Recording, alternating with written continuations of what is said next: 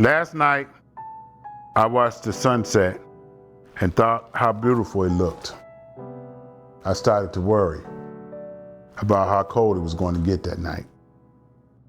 Last night, I slept in a porta potty. Maybe this will be my last night on the street. God willing, it will be. I was homeless for 8.5 years on the streets of Cleveland. I'm a recovering crack addict. I broke my addiction by selling the newspaper.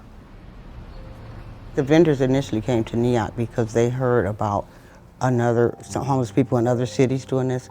It's just a paper that's written by homeless, formerly homeless, or unsheltered people, and it's sold by them.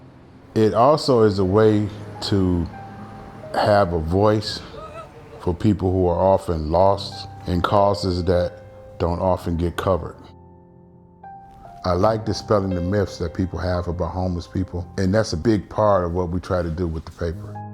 If you think all homeless people are lazy, don't want to work, once you meet one of our vendors and talk with them and read our paper, you change your way of thinking.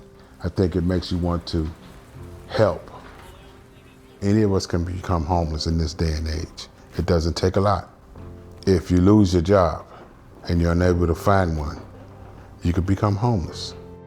When you get an eviction and you lose everything, you could become homeless.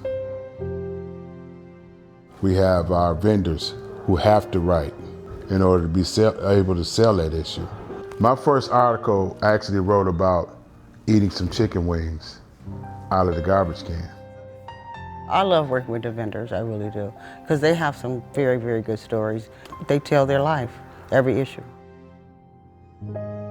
Well, none of us are journalists, but if you come across as a person who has something that you may be interested in, has something that will change your mind about homelessness, about poverty in Cleveland, people stop, take a look, and then they listen, and then they buy the paper and read it. And it's not just the money, it's a part of something that makes a difference in their life. My message to the customers is, if you see somebody selling one of our newspapers, stop and talk to them. Even if you don't buy a paper, chances are they'll change your conception of what a homeless person is.